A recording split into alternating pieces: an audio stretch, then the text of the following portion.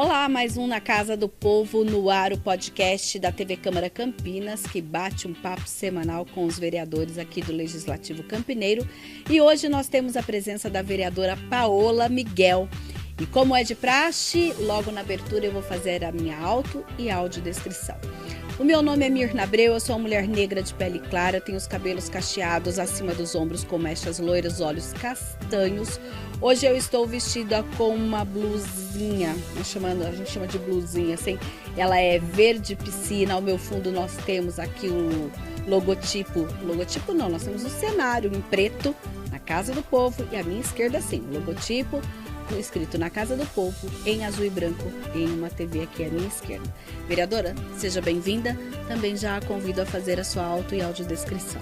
Primeiro eu quero agradecer o convite por estar aqui para a gente poder conversar. Vou fazer minha auto e audiodescrição. Sou uma mulher negra, de cabelo curto, black power. Estou com um poncho branco e na ponta tem alguns motivos coloridos. Além disso, visto uma camisa cropped, e à minha direita tem um logotipo escrito na Casa do Povo em branco e azul, e nas minhas costas nosso cenário em preto. Paola, a gente falou na primeira temporada sobre a sua história, né, e toda aquela bagagem que você trouxe da vivência da sua mãe, que também te despertou para as questões políticas e depois mais ativamente, né, quando a gente teve lá aquela questão da passagem, né? E aí eu quero que a Paola me diga quando então ela pensa em cursar o caminho da política partidária. Como foi isso? Eu acho que é muito interessante, né? Eu me filiei com 17 anos, né? Porque nasci no ano ímpar, então completei a maioridade por título, né, com 17, e me filiei, né, ao partido no qual eu estou hoje, que é o Partido dos Trabalhadores. E quando minha mãe, né, eu acompanhava ela, né, participava de alguns debates internos, mas não era o que eu queria debater, né, até porque eram as pautas dela, né, que tratavam sobre a questão do funcionalismo público a nível estadual. Mas quando chega 2013, tem aumento de passagem em Campinas, né, que foi posterior ao de São Paulo, e isso fez com que tivesse uma mobilização na cidade de São Paulo, inicialmente, né, não são só 20 centavos, e depois em Campinas. E quando isso começa, né, eu vou para a rua com os meus amigos e consigo perceber que a política pública, né, ela pode incidir diretamente na minha vida, na minha vivência. E depois disso, eu comecei a participar mais ativamente do partido, até para que eu conseguisse entender um pouco melhor quais eram as reivindicações, né, ter uma formação política mais apurada com relação a isso, e também para começar a organizar outras pessoas para também discutirem naquele momento o passe livre, o aumento da passagem. Então é quando começa a minha atuação partidária, como eu estou hoje. Me tornei secretária adjunta de juventude, logo depois desse período, depois secretária de juventude, e aí eu comecei a participar mais estadualmente, né, de alguns debates, de algumas construções, até para conseguir inteirar e trazer para Campinas algumas lutas que passassem por outros pontos, além do aumento da passagem, da tarifa, né? Então, foi mais ou menos ali em 2013 que eu começo a avançar um pouco nessa política partidária. E aí, vereadora, quando, então, nesse contexto, você decide, olha, é a primeira vez que eu devo lançar o meu nome, como foi essa decisão? Eu sempre olhei, né, para os parlamentares que eu estou hoje, como sendo um perfil muito distante de mim, né? Eu nunca vi como sendo alguém que poderia ter a minha cara, o meu rosto. Minha mãe também, a militância dela é mais interna, né, ao sindicato, não é de ser uma cara pública. Então, mesmo os do seu partido, na época? Sim, mesmo no meu partido. Quando eu me torno secretária de juventude, né, meu grande desejo, a primeira vez que eu saí candidata, seria me tornar secretária estadual de juventude, porque todas as pautas, né, até por conta da minha mãe, que eu tinha mais conhecimento, né, e que eu dialogava mais, eram nas pautas estaduais. E a minha mãe, né, ela se aposentou como professora do estado de São Paulo. Então, isso fazia com que o debate da segurança pública, né, que é um debate que passa muito pelos movimentos negros, que é um debate estadual, a educação, né, no ensino médio, que é quando eu começo a militar, também é uma pauta estadual. Algumas considerações, como, por exemplo, a assistência social, ela é municipalizada, né, o modelo que a gente conhece, mas tem, como, por exemplo, o Bom Prato, que ele é uma política estadual. Então, eu tinha, naquele momento, mais conhecimento sobre a pauta estadual. Mas, né, tinha esse distanciamento. Quando, em março de 2018, a Marielle é assassinada, executada brutalmente. E eu acho que para mim aquilo foi uma mudança de chavinha, porque eu vi alguém que tinha a minha cara, né, uma trajetória, uma história muito parecida com a minha até aquele momento, que conseguiu ser a 5ª magistrada do Rio de Janeiro e teve uma mudança significativa no parlamento. Então, ali foi a primeira vez que eu saí candidata, né, em 2018, a deputada federal. E a gente conseguiu fazer 10 mil votos. A gente tinha certeza que a gente não ia ganhar, né? A gente tinha certeza que a votação seria muito menor, inclusive. Mas, e o nosso principal desejo, né, era conhecer as pessoas, dialogar, conversar, entender, saber o que as pessoas esperavam, né? Tentar saber, né, de como que a gente poderia ouvir a população, como que a gente poderia apresentar para as pessoas pautas e debates que pudessem ser construtivos, né, e também aprender sobre o que era, né, essa política que não era a estadual, que eu tinha mais conhecimento, né, e que era a nacional, que tem uma maior visibilidade. Então, aquele foi o primeiro momento que eu saí candidata a deputada federal, a gente conseguiu fazer 10.500 votos, e isso, sem dúvida nenhuma, foi motivada pela execução da Marielle. Sim, e naquele momento, quando você mapeou quem foi esse eleitor, a maior parte é de Campinas ou não era? Como foi isso para você?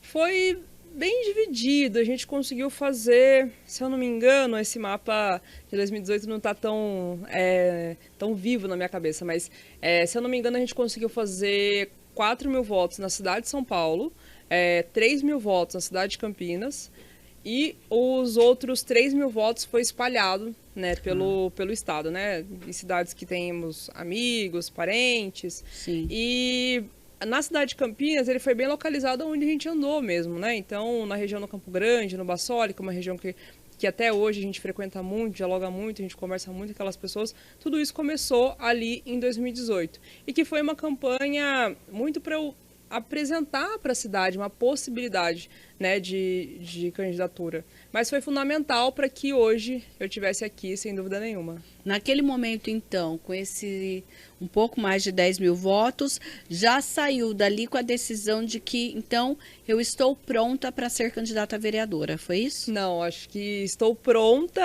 acho que é muito forte, assim, né? Eu voltei, naquele momento, voltei para a iniciativa privada, né? Sou formada em engenharia de computação, trabalhei numa multinacional aqui na cidade de Campinas e continuei a militância. Então, eu trabalhava, né, durante o dia e no período noturno ainda participava das discussões da juventude do PT, né? Às vezes ia para São Paulo ainda, mas com menos intensidade. Até que chega em 2020 e naquele momento eu e meu grupo político a gente conversa novamente, né? Para justamente pensar, né? Quem poderia ser o nome, né? E como eu tinha sido candidata em 2018, né? Tinha tido um resultado exitoso mesmo na cidade de Campinas, né? Até a gente falou assim, não, então vamos apostar, né, nisso enquanto possibilidade. Recusei, inclusive, uma proposta de emprego que chegou logo no começo do ano, numa empresa que queria muito ter trabalhado, né, sempre mandei currículo para lá, mas a gente precisava tomar uma decisão, né, e quando eu tô ali prestes a pedir demissão do emprego que eu tava, né, eu falei assim, não, vou segurar mais um pouco, né, porque a campanha ainda não tá iniciando, vem a pandemia. Então, tudo isso fez a gente repensar, inclusive, se teria campanha, se teria eleição, se seria possível, se a gente Aí você nem saiu da empresa, ficou home office? Fiquei de home office, porque o primeiro momento, na pandemia, não tinha campanha, a gente ficou em casa. O primeiro momento, na verdade, eu nem fiquei de home office, porque entrei de férias, né? A empresa inteira entrou de férias. E a gente foi voltando aos poucos, né, ali para o trabalho. E a própria campanha, ela era completamente virtual. Então, a gente fazia live fora do horário de trabalho, né? E quando precisava sair, né, que foi mais para o final da campanha, era já o horário que eu já tinha terminado o trabalho, que era geralmente final de tarde, né? Que a gente acabava fazendo algumas atividades presenciais e já mais ali, mais avançado. Foi o tempo das lives, né? Nossa, nem me fale.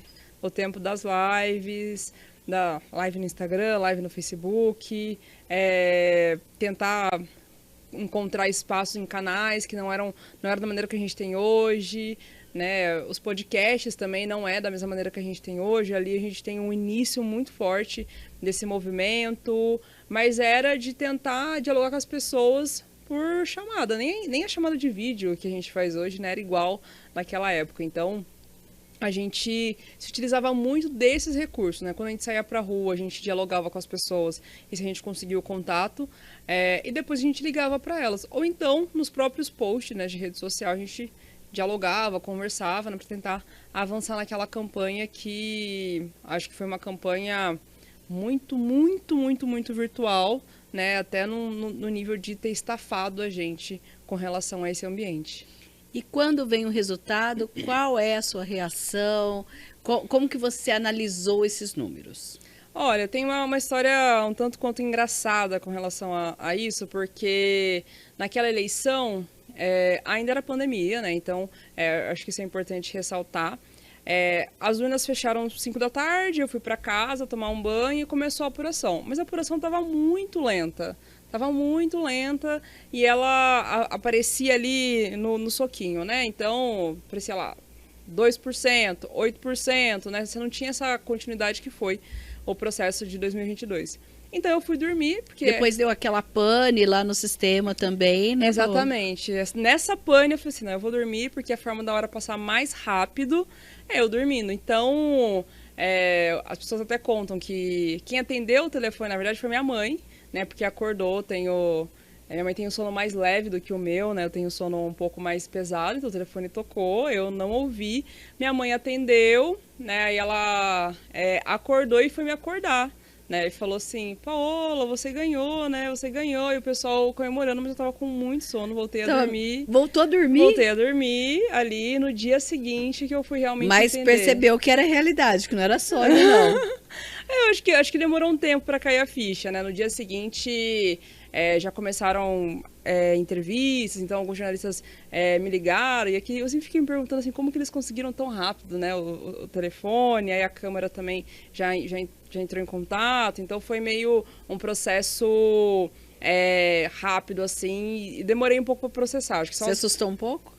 Certamente. Eu acho que eu só tive a consciência mesmo no 1º de janeiro, que era o dia da posse, que foi aqui, né, na Câmara, que aí deu para entender realmente, assim, não, a gente conseguiu ganhar esse mandato, estou vereadora, né, e acho que foi uma grata surpresa que veio naquele dia. E foi uma posse super diferente, até porque em 2021 a gente teve a posse virtual, depois os vereadores só vieram ao plenário no momento da declaração do voto da mesa diretora, inclusive foi o momento em que assinaram o livro de posse, também pegaram um diploma, mas você, a vereadora Guida, Débora Palermo e a Mariana que presidia, vocês ficaram todo o tempo aqui no plenário, não foi isso? Isso mesmo, porque a vereadora Mariana Conte foi a mais votada, né? Então, o mais votado preside a sessão, e ela convidou, né, para a gente fazer esse momento histórico na Câmara, onde toda a mesa diretora era composta por mulheres. Então, a gente teve ali com distanciamento, né? A gente não ficou na mesa, a única pessoa que ficou na mesa ali foi a Mariana naquele momento, para fazer esse momento solene de posse dos vereadores, assim. Eu acho que foi um dos momentos que eu estava muito, muito nervosa, inclusive, mas muito gratificante também de ter tido essa oportunidade. E a partir daí, como foi que, então, a jovem Paola, de toda essa experiência com comunidade, essa experiência até partidária, chega e se coloca na Câmara Municipal de Campinas? Olha, eu acho que o primeiro ano foi um ano de muito aprendizado, né? Primeiro por começar a entender como que os processos funcionavam aqui dentro, né? As comissões, os departamentos, como que era de fato colocar um projeto em pauta, né? Protocolar um projeto, quais as ações que a gente poderia fazer, a utilização do plenário, e sempre ressalto para as pessoas que a gente começou o mandato na pandemia, então a gente não tinha contato, nem tudo mesmo online, né? Tudo online, nem mesmo com os outros vereadores. Então eu fui conhecer mesmo alguns vereadores depois de 8 meses de que estava acontecendo. Eu lembro que a gente voltou para uma sessão presencial no dia 22 de fevereiro, e eu lembro que porque é meu aniversário. Sim. E logo, mas no mesmo dia, o prefeito já tinha decretado alerta vermelho e a cidade fechou novamente. Então a gente voltou, né? A gente teve uma sessão presencial e a gente já voltou para o modelo virtual. E isso, acho que até a forma que a gente tem hoje, né, a fluidez, né, e como tudo funciona na Câmara, naquele momento a gente não tinha, e nem tinha oportunidade. Não tinha uma clareza de como era na verdade, né? Não, exatamente. Diferente de outros vereadores que estão aqui há 2, 3, 6 mandatos, né? Eu conhecia alguns parlamentares só de vista mesmo, né? Sim. Ou alguns deles nunca tinha visto. Então, isso fez com que esse entrosamento, né? E até mesmo o funcionamento das comissões ficasse naquele primeiro ano bem truncado, assim, né? A gente começou a ter uma possibilidade de voltar para cá, se não me engano, no final de 2021, ali em novembro, mais ou menos. Quando começou a voltar, quando a gente volta sem público ainda, e depois a gente tem o retorno do público. Depois tem a reforma do plenário. A reforma do plenário. Vocês vão para o teatro. Que a gente vai para o teatro, que era não sei se um transtorno, mas era difícil, assim, porque muitas vezes a gente marca a comissão no meio do dia, né, ali, e as sessões, né, ali às 18 horas. Então, você está aqui e não é simplesmente andar 2 minutos até o plenário, até o plenarinho, né, para você participar da comissão, você tem que ir até o teatro, às vezes pegava trânsito, então, e um trajeto curto, que acaba virando 20 minutos, fazia com que as atividades ali no teatro tivessem uma outra forma, né? Até porque o teatro é muito bonito e quando a gente estava lá, né, a gente percebia muito isso, mas um tempo a mais de deslocamento que a gente acabava tendo que investir para conseguir estar presente em todas as coisas. E também eu não peguei a fase que as sessões eram na prefeitura, né? Nem tenho essa memória. Sim. Então, para mim sempre foi os gabinetes, o plenário, né, toda a estrutura num lugar só. Então, para mim foi um pouco difícil nesse período o teatro, apesar da gente ter feito algumas atividades lá que foram muito, muito bonitas, né, até pela possibilidade que ali tinha, né. Sim. Paola, você, quando foi eleita, tinha uma bandeira, né, trazia ali aquela bandeira. Dentro daquele escopo, o que você conseguiu apresentar como projeto, como indicação e dar andamento àquelas suas ideias? Olha, eu acho que quando a gente ganhou esse mandato, eu acho que sempre tem uma dificuldade da gente entender o que é possível pautar no âmbito municipal, né? Como eu falei, a minha trajetória ela passa muito pelas políticas de debates estaduais, né? Então, segurança pública, né? Quando a gente fala de movimentos negros, não tem como a gente não falar de segurança pública, por exemplo. E quando a gente chega no âmbito municipal, a gente também tem a segurança pública, mas ela é da Guarda Municipal. Então, eu acho que a primeira coisa foi de ter realmente que se debruçar sobre o entendimento do que é a gestão municipal, né? Limite, digamos assim? Qual é o limite, né? Tá. E a saúde é uma das coisas que eu acho que é o mais difícil da gente entender. Porque se você for olhar para o governo federal, ele tem responsabilidade na saúde, o governo estadual tem responsabilidade na saúde e o municipal também tem responsabilidade na saúde. Então, muitas vezes as pessoas chegam para a gente com uma demanda de saúde e a gente tem que saber estudar, né, mesmo. Então, eu acho que das maneiras que a gente chegou até aqui, quando a gente fala dos movimentos negros, a gente conseguiu avançar bastante. Então, a gente protocolou o DNA África, o Infância Sem Racismo, a gente conseguiu protocolar projetos que não são diretamente ligados à população negra, mas que acabam atingindo majoritariamente, como medida socioeducativa para jovem infrator, o Espaço Coruja para as mães que trabalham, né, no shopping, né? Eu acho que um bom exemplo é o shopping, ou que estudam à noite. Quando a gente falou da pauta das mulheres, a gente protocolou uma Mulher Viva, a Procuradoria da Mulher aqui na Câmara Municipal de Campinas. A gente protocolou projetos sobre a dignidade menstrual. Com relação à população LGBTQIAPN+, né, eu sou a primeira vereadora assumidamente LGBT na casa, a gente protocolou o Transcidadania, a gente protocolou um bem recente que é sobre a utilização de nome social em lápide, porque pode parecer uma coisa muito pequena, mas quando alguém da comunidade T morre, né, volta a ter, muitas vezes, esse nome de registro, né? O documento ainda acaba sendo um passo... E a pessoa já nem se via mais com aquele nome, né? Exato. Às vezes passou 20, 30 anos utilizando outro nome e nem os amigos sabem desse nome, né? Então, para a gente também ter esse resgate de memória... mas a gente também avançou sobre pautas muito importantes, né? Que é como a cannabis medicinal, que foi uma coisa que a gente construiu junto com a população, né? Através dos coletivos populares, e voltamos para a origem, né? Do movimento Passe Livre, que foi onde eu comecei, com o protocolo do projeto Tarifa Zero, aqui na Câmara Municipal de Campinas. Então, eu acho que a gente avançou bastante com relação às bandeiras que a gente levantou na campanha, né? Na campanha a gente dialogava sobre transporte, mas a nossa principal bandeira foi sobre segurança alimentar, hortas urbanas, e esse projeto hoje está implementado na cidade de Campinas, né? O executivo encampou isso, apresentou um projeto e pegou uma parte do nosso projeto e acabou incorporando também nessa lei que está hoje aprovada, né? Regulamentada. Então a gente conseguiu avançar, mas eu acho que quando a gente chega aqui, a gente percebe o quanto alguns processos são morosos, né? E como que alguns avanços que a gente achava que eram tão simples e imediatos, eles demoram um pouco mais, né? Então a gente tem discutido muito como que a gente pode tentar fazer com que os nossos projetos avancem dentro da casa para que a gente tenha mudanças reais, né, de perspectiva. E é óbvio que sou uma em 33, né, então todo mundo aqui tem ideias, pautas, projetos, diariamente a gente discute 10 projetos nas sessões, né, a gente não consegue vencer a pauta ali da conta, mas a gente está lutando também para que os nossos sejam priorizados. Sim.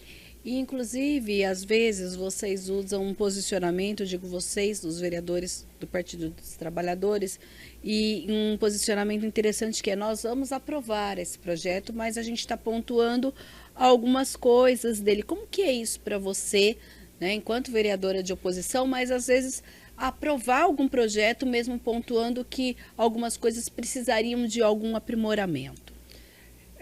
A gente precisa ter o entendimento de que a cidade de Campinas precisa de progresso. Então, muitas vezes, o progresso que chega através da Câmara desses projetos não é aquele que a gente espera, né? Não é o mundo ideal ainda, mas é um primeiro passo. Então, a gente discute muito, a gente dialoga muito, a gente pesquisa muito para saber também, né, aquilo vai trazer alguma melhoria para a população de Campinas, vai trazer algum benefício? E se traz algum benefício, a gente vota favorável, mas a gente critica porque poderia melhorar mais ainda, né? Poderia transformar mais ainda a nossa cidade, poderia trazer um benefício de atingir mais pessoas, né? Muitas vezes esses entendimentos, né, de projetos, ele passa muito também por da onde vem a origem do projeto, né? Se ele é do executivo, se ele é de um outro vereador. A gente já fez algumas discussões aqui na casa sobre projetos que eram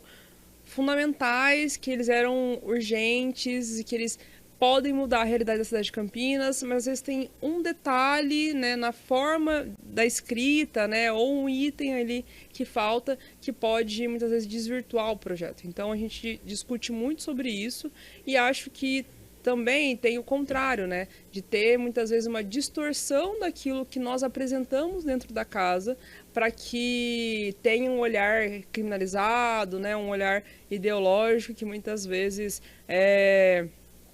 acaba prejudicando uma parte da população. Acho que um bom exemplo disso é o projeto sobre cannabis medicinal, né, que a gente tem aqui na casa. Tiveram uma tentativa de desvirtuar o que era o projeto, mesmo ele sendo é muito nítido. Então, até um aprendizado para a gente, a forma de escrever, né, que é aquilo que a gente vem aprimorando desde o primeiro ano, para que todas, todos e todos entendam o objetivo dele. Tem o Transcidadania também, que é um projeto de elevação de escolaridade e um formação. Projeto que você, inclusive, eu acho que fui eu mesma quem falei com você logo que você protocolou. Ele traz um modelo que já existe, não é isso? Isso mesmo. Modelo semelhante, alguma coisa nesse Isso sentido. mesmo. A diferença é que ele é um programa, né, que está implementado na cidade de São Paulo, mas lá ele foi implementado pelo Executivo. Né? Então, quando a gente traz para o Legislativo, a gente precisa fazer alguns ajustes. Então, o projeto, ele consta no projeto, né, poderá oferecer bolsas. Então,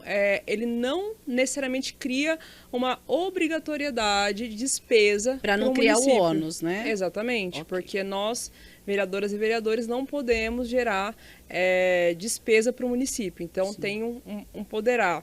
E aí alguns vereadores falam assim, mas isso vai criar despesa. Eu falo assim, poderá, né? Então a gente pode pensar, agora a gente tem a experiência das emendas impositivas, a gente pode pensar, né, de colocar emenda sobre isso, pensar num fundo, né? E a outra coisa que um vereador conversou comigo é sobre a plaquinha, né? Porque lá também tem, né, de que os espaços públicos, né, repartições, departamentos, tenham fixado plaquinhas sobre a utilização do nome social. Mas são pontos do projeto, né, que a gente pode conversar, melhorar a redação, pensar junto com... Utilização do nome social já é uma lei federal. Já é uma lei federal. Tá. A plaquinha é só para informar para as pessoas de que essa lei federal existe, porque muitas vezes as pessoas não entendem isso, né, ou fingem que ela não existe. Então, a gente está sempre aberto a diálogo para a gente conseguir construir mesmo, né? E trazer melhoria para uma população, que nesse caso é a população T, que é marginalizada, esquecida, e alguns vereadores falam assim, olha, ideologicamente, né, isso não me favorece. Mas é um programa de elevação de escolaridade, né? Sim. Apenas, voltado para uma população. E Campinas tem esse nicho que precisa ser olhado, que precisa ter os seus direitos garantidos também. Sem dúvida nenhuma. A cidade de Campinas tem o primeiro centro de referência LGBT do Brasil, né, que completou 19 anos, quase 20 agora. Vai ter a primeira, acho que quando esse programa for exibido, já vai ter tido, né, a primeira marcha trans da cidade de Campinas. E tem o núcleo de consciência trans na Unicamp, que está discutindo junto à Unicamp cotas trans.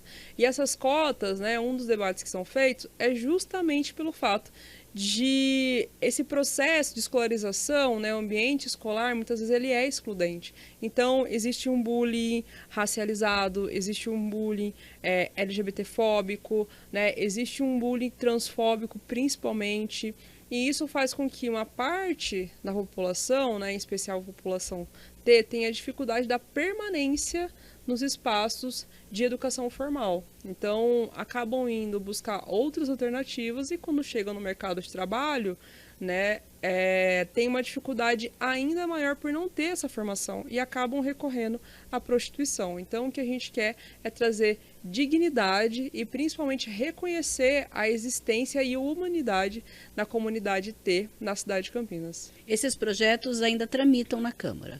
Ainda tramitam na Câmara. Eles... espero que a gente consiga aprovar, né, e avançar com relação a eles. Alguns a gente conseguiu aprovar na Comissão de Constituição e Legalidade já.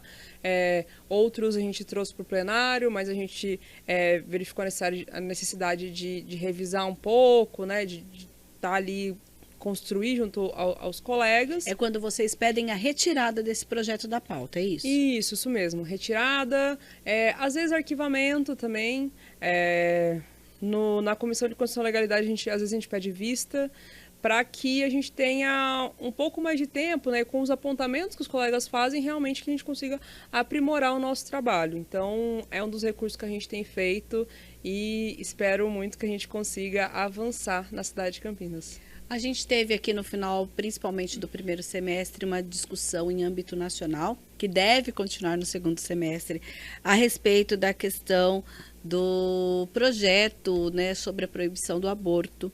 E você protocolou um projeto apelidado de Criança Não é Mãe, né, que prevê aí de regulamentação ao acolhimento de crianças vítimas de violência sexual que buscam o sistema público de saúde municipal para realizar o aborto autorizado pela lei brasileira. Fala um pouquinho dessa proposta em âmbito municipal. É importante ressaltar que a lei do aborto ela é uma lei de 1940, né, e ela tá na nossa Constituição, né, ela é anterior a 88, e ela prevê que, caso de estupro, né, a mulher pode recorrer ao aborto, né, caso de estupro, em caso de risco de morte da mãe ou do bebê ser anencéfalo. Obrigada. Então, nesses casos que já são previstos em lei, né, e com autorização judicial, né, caso a mulher até recorra, 22 semanas, é isso? Ou não prevê tempo? Eu acho que na lei de 1940, ela não tem isso apresentado. Eu acho que essa questão de 22 semanas ela é mais recente, foi um apontamento que o Conselho de Medicina apresentou, porque acima de 22 semanas, o procedimento com que o aborto é realizado é outro. Correto. Né? Então, se a gente lembrar de um caso de uma criança de 9 anos, se eu não me engano, que teve inclusive o local, né, que ela estava realizando o aborto, colocado numa rede radical, ideológica, né? As pessoas foram para a porta desse hospital protestar, ela estava com um pouco mais de 22 semanas e por isso que ela teve que ir para esse hospital, inclusive. Se eu não me engano, são 3 hospitais no país que realizam aborto acima de 22 semanas. Correto. Mas no caso do que está previsto em lei, quando uma criança de 13 anos, que é a maior incidência que tem hoje, chega no posto de saúde, o que a gente está dizendo é que o posto de saúde ele precisa comunicar ao SIS-9. A gente precisa ter esses dados. Né? A gente precisa saber, né, se essa criança está sendo violentada. Né? Nesse caso, a gente precisa saber que essa criança está sendo violentada. Mas Campinas tem hoje, é diferente, claro, dessa questão do aborto, um abrigo para crianças e adolescentes que, por exemplo, porventura adolescente venha a ser mãe. Temos, né? Temos. A gente tem sim. Mas o que a gente está falando aqui, nesse caso, é muitas vezes uma criança eu vou usar a mesma idade, né, de 13 anos, que está em casa ali, a mãe começa a observar, né, que a barriga está crescendo, leva no posto de saúde. Né? Então, se ela quiser realizar o procedimento, né, que tenha todo o acolhimento. E se ela não quiser realizar o procedimento, que também tenha o acolhimento. Sim. Que também tenha uma orientação de como que aquilo está procedendo. Hoje esse programa não existe em Campinas. Hoje, até onde eu sei, existia um programa no passado, que era tinha o nome de Luz, nessa perspectiva. Campinas tem uma lei do Benassi, né, sobre o aborto, mas ele não fala sobre o acolhimento específico e a garantia dos dados, né?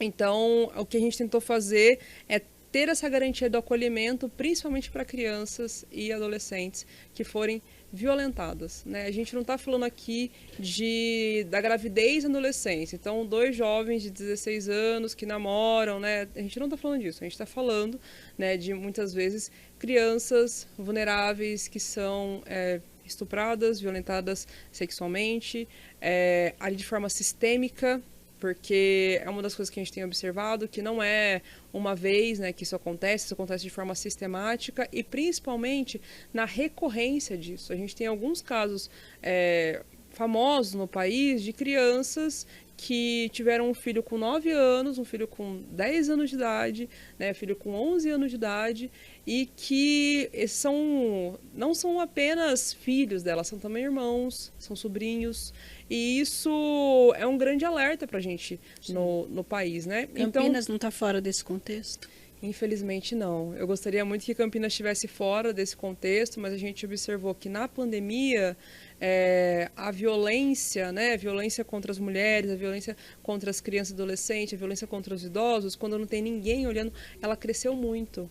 Mas a gente não tem hoje, de forma sistematizada, esses dados para a gente conseguir falar assim, olha, na cidade de Campinas acontecem realizam partos de crianças e adolescentes, acontecem 100 partos de crianças e adolescentes ao longo do ano. A gente não consegue responder isso. Sim. Então, o projeto é para que a gente tenha esse conhecimento, mas principalmente que haja o acolhimento. E lembrando que quando a gente fala de crianças e adolescentes, há o sigilo. Então, a gente não quer saber o nome da pessoa, a gente quer saber a idade, raça, cor, a região, né? E que tenha um acolhimento para principalmente entender se aquilo aconteceu fruto de uma violência, né? E é importante também ressaltar que qualquer relação sexual com adolescente, né, abaixo de 14 anos é considerado estupro, né? É considerado vulnerável, não há o consentimento, né? Isso é a lei que diz, né? E para a gente entender aonde esses casos estão incidindo, né? E evitar que isso se repita de forma sistêmica. Tá certo.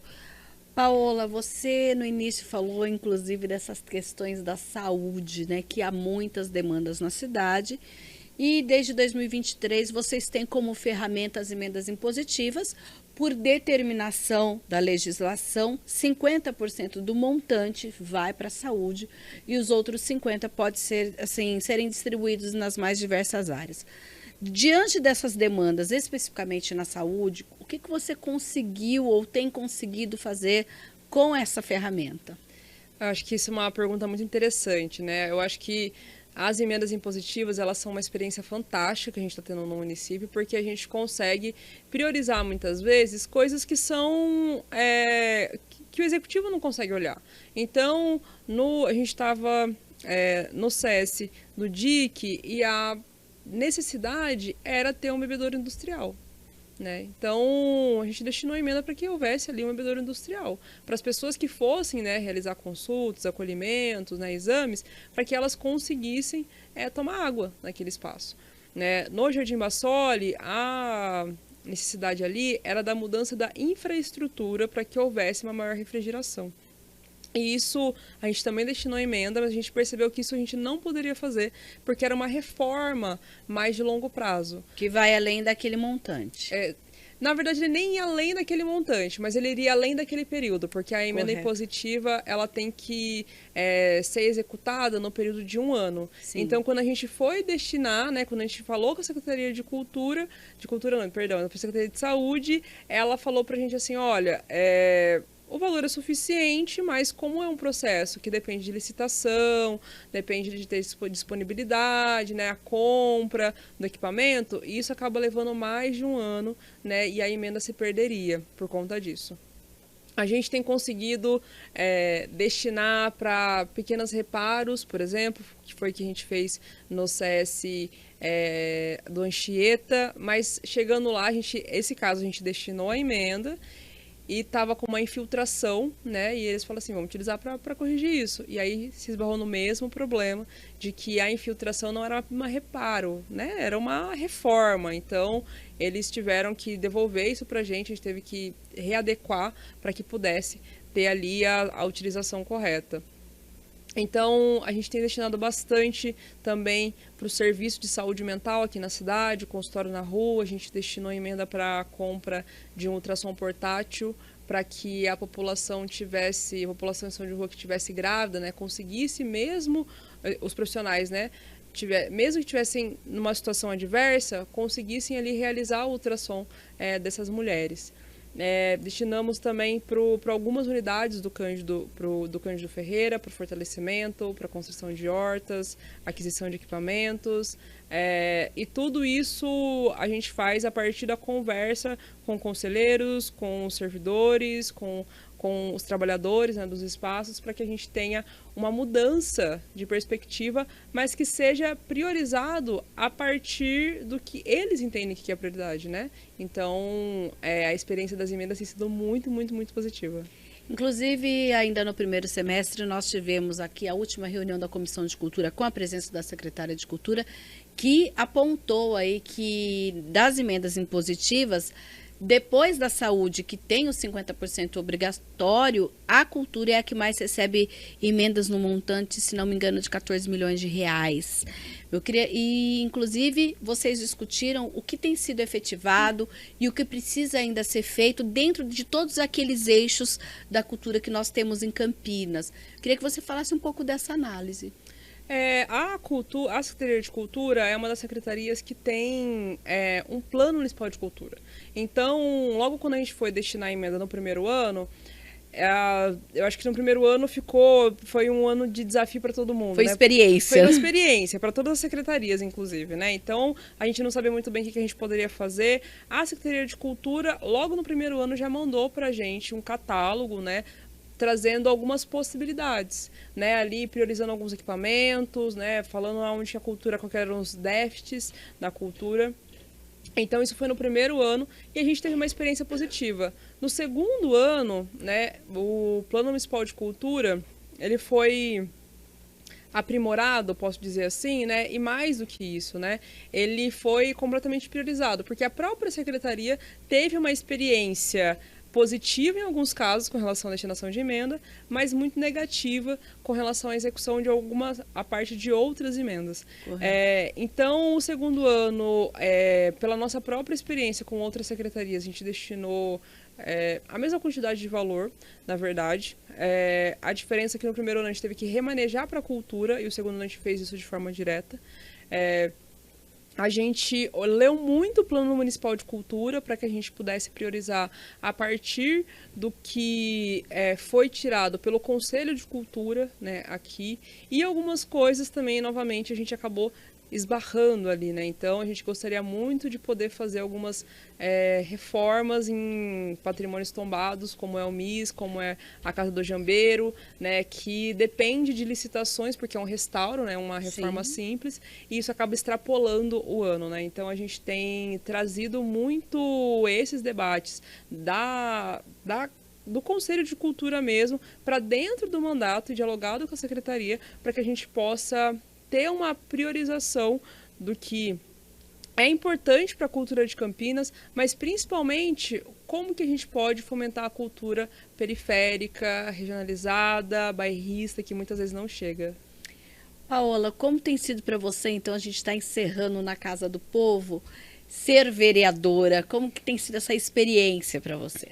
Olha, tem sido uma experiência muito nova, uma experiência muito, muito gratificante, é um aprendizado diário, não só com os outros parlamentares, mas principalmente com a Câmara, aqui, na Comissão de Direitos Humanos, que a gente não falou, né? Sim, estou presidente da Comissão de Direitos Humanos, com a população, né? Mas as servidoras e servidores da Câmara são que mais conhecem esse espaço desde o início, né? A gente tem alguns servidores aqui que estão praticamente na fundação da Câmara e tem ajudado muito a gente a entender o que é possível construir, né? Porque ser parlamentar, né?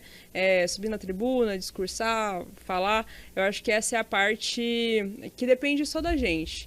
Mas a construção de projetos, de ideias, a execução deles, os requerimentos, as moções, todo o rito de como isso funciona, como isso caminha, se a gente não tivesse servidores, a gente, sem dúvida nenhuma, não conseguiria fazer nenhuma dessas coisas, e principalmente a população de Campinas, porque sem ela a gente não teria as demandas, as necessidades. Então, eu costumo dizer que sou uma mediadora, né, entre a população, a Câmara, para que a gente tenha transformações através do Legislativo, mas nada disso acontece sem a gente dialogar com as pessoas, nossos coletivos, nossas demandas. Inclusive, você que estiver assistindo a gente, acompanhando a gente, quiser trazer uma sugestão, siga a gente nas redes sociais, @vaipaola com 2 L's, ou então venha até o nosso gabinete para a gente poder conversar, dialogar, trocar, e quero agradecer também a oportunidade de estar aqui mais uma vez. Tá certo, até a próxima então. Até a próxima. E você que assiste a TV Câmara Campinas, lembrando que você pode assistir a primeira temporada, que nós inclusive falamos aqui com a vereadora Paola Miguel. Vai lá no youtube.com/TV Câmara Campinas, entra na playlist do Na Casa do Povo e você confere todas as entrevistas que nós fazemos aqui. Até um próximo Na Casa do Povo.